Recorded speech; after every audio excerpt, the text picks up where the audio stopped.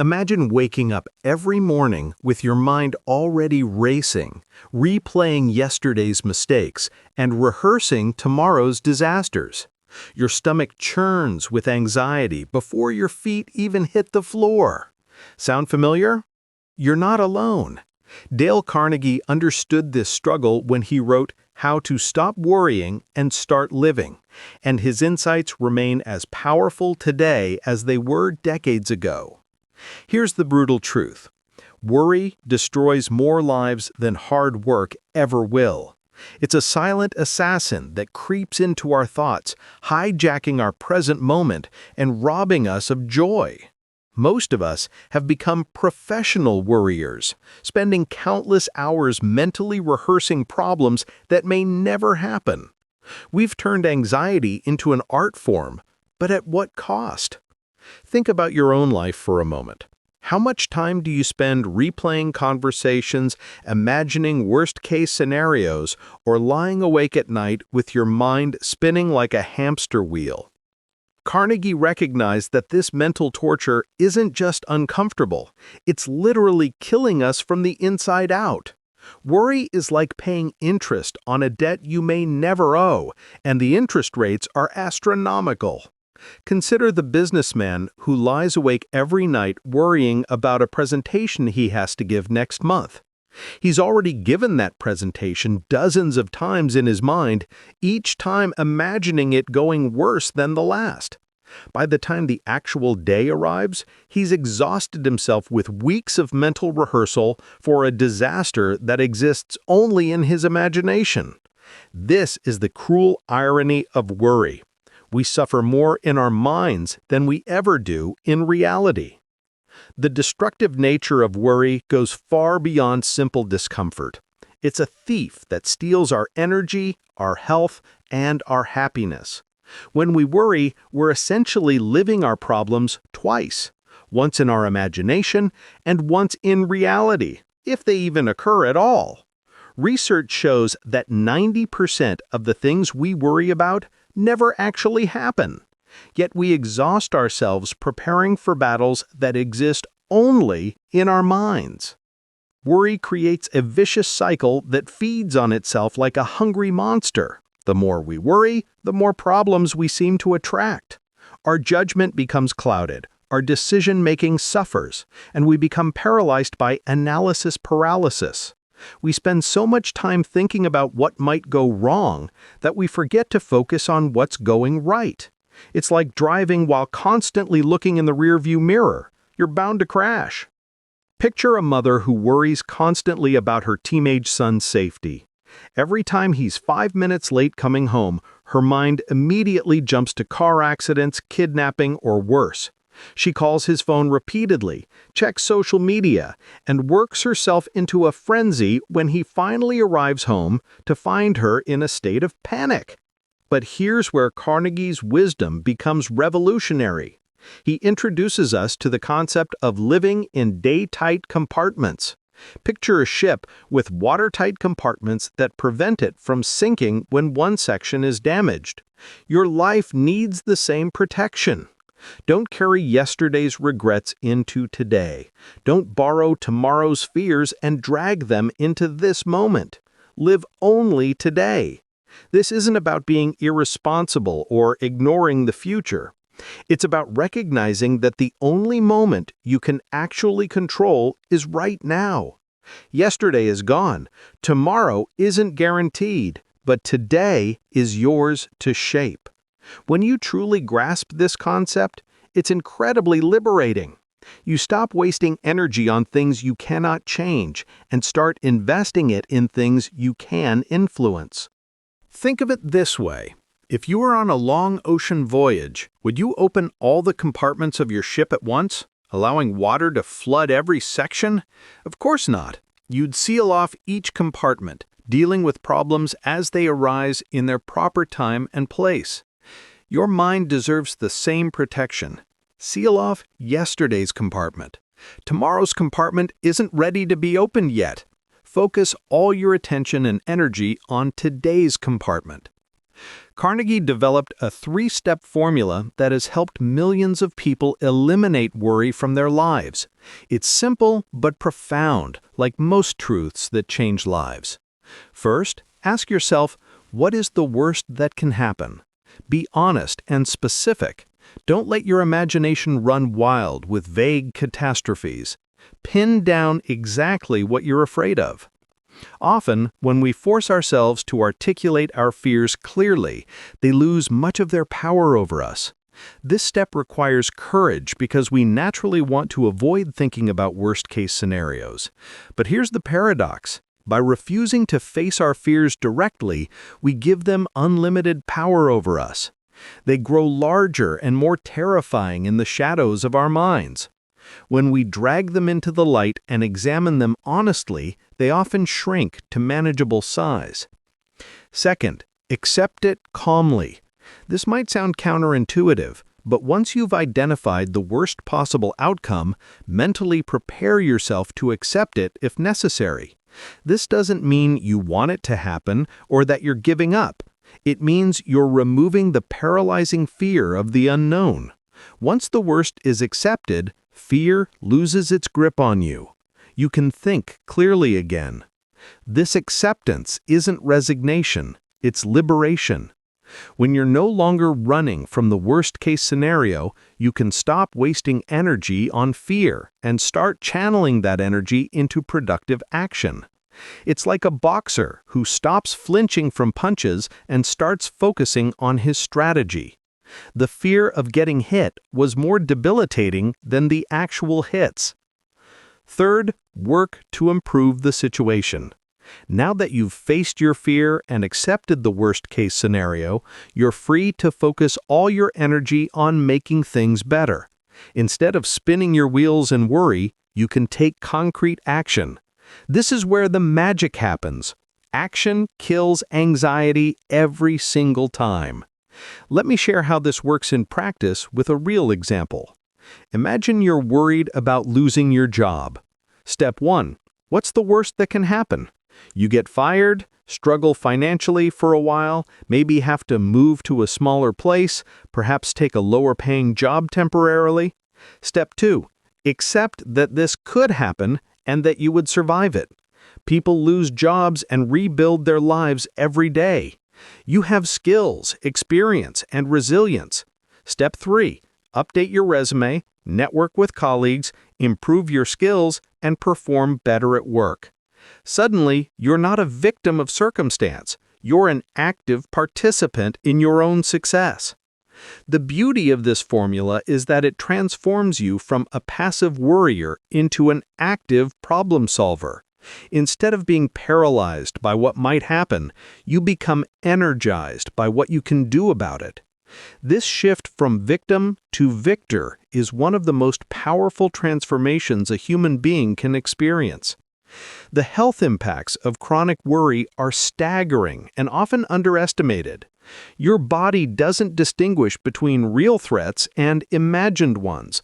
When you worry, your nervous system responds as if you're in actual danger.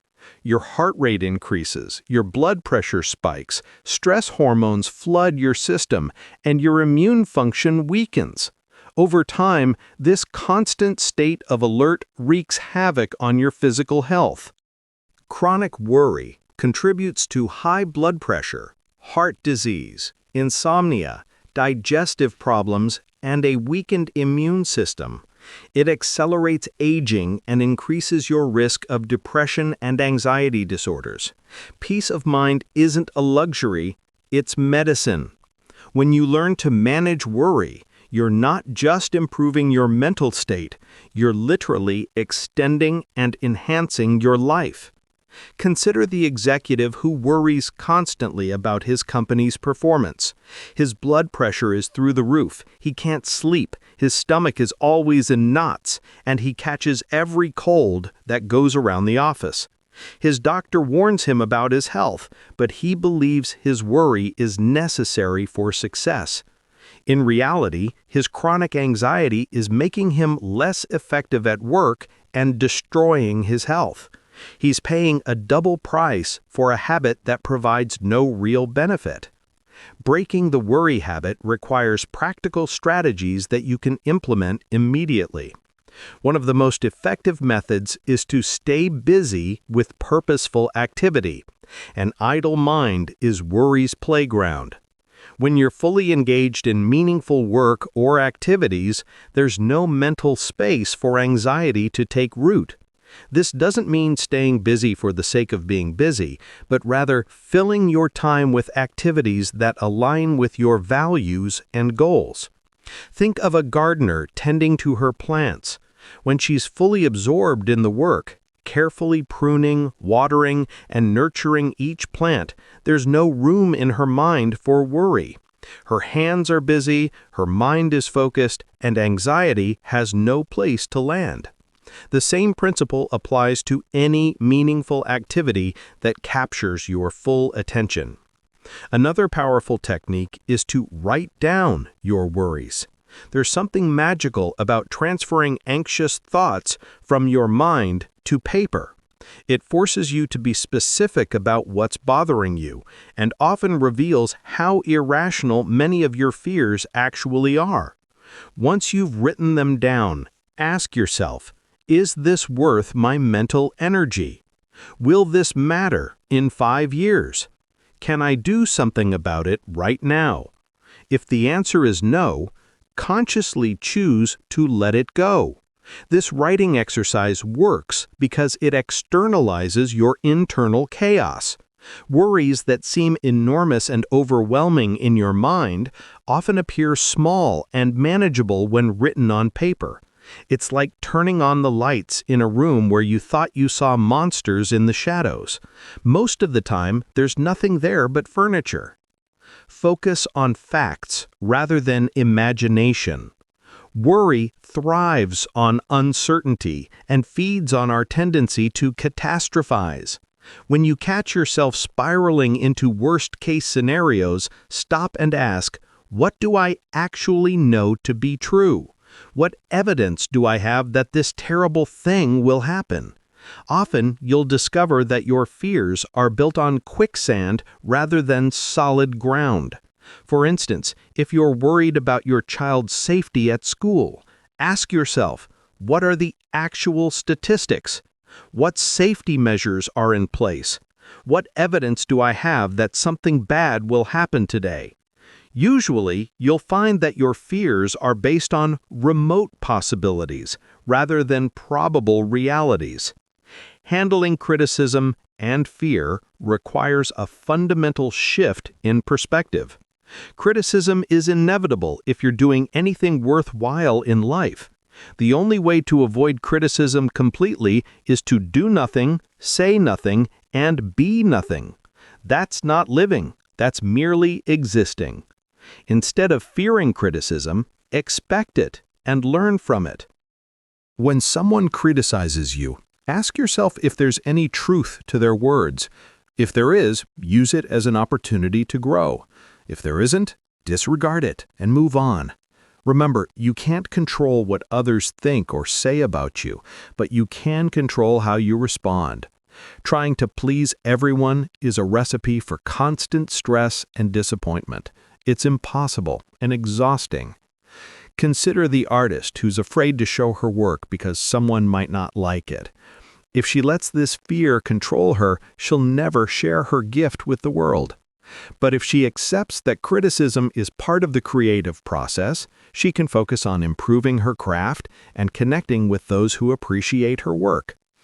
The criticism doesn't disappear, but it loses its power to paralyze her.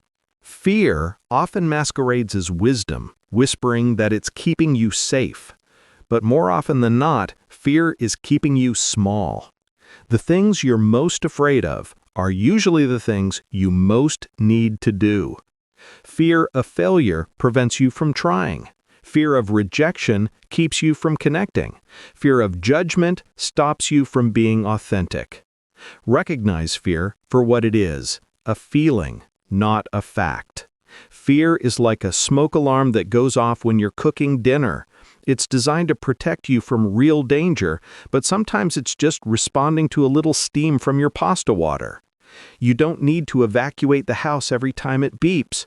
You need to assess whether there's a real fire or just some harmless steam. Finding peace and happiness isn't about waiting for perfect circumstances. It's about cultivating gratitude for what you have right now. Happiness is a decision, not a condition. You don't need to wait until everything is perfect to be happy. Perfect doesn't exist, and waiting for it is a guaranteed path to misery. Practice gratitude daily. Write down 3 things you're grateful for each morning.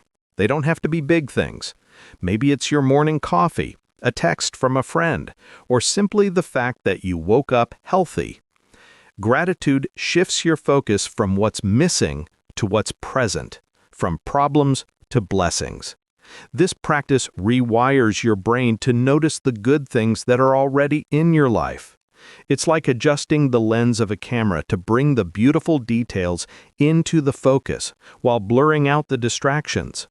The beautiful details were always there, you just weren't looking for them.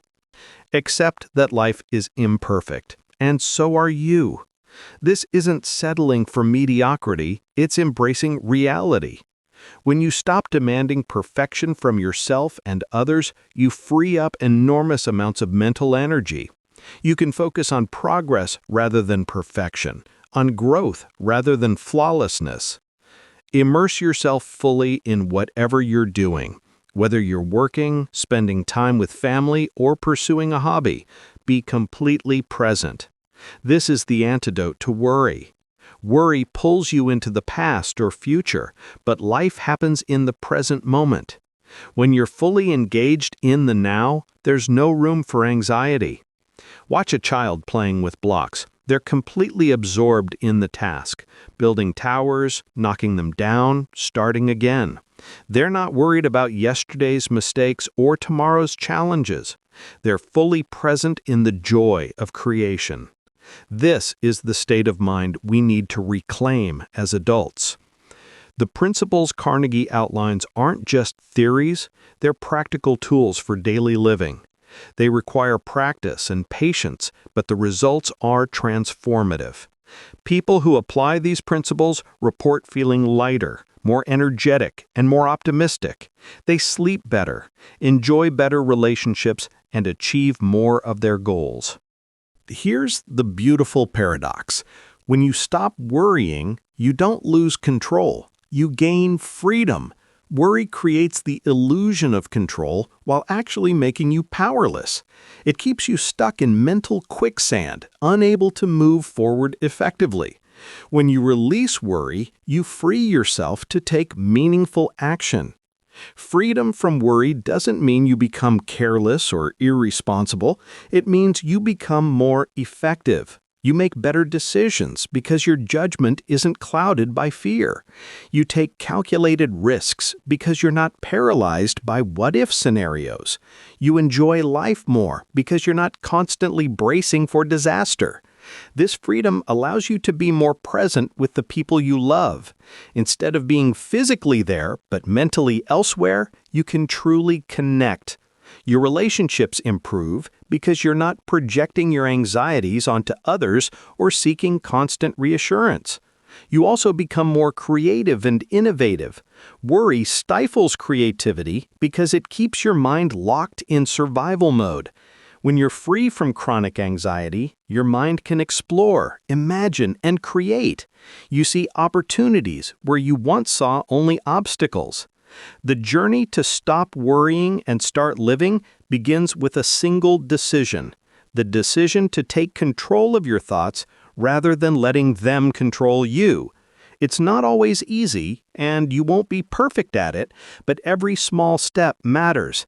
Each time you catch yourself worrying and redirect your thoughts, you're building mental muscle.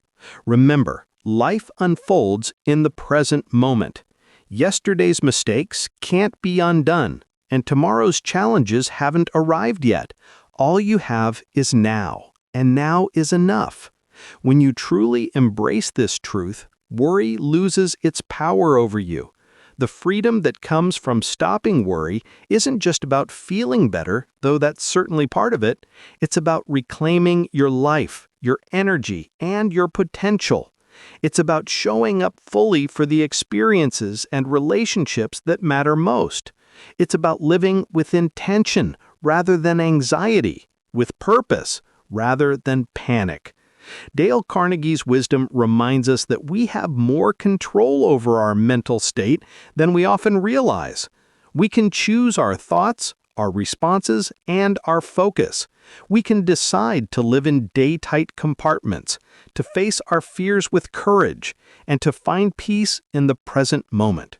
The choice is yours, and the time is now.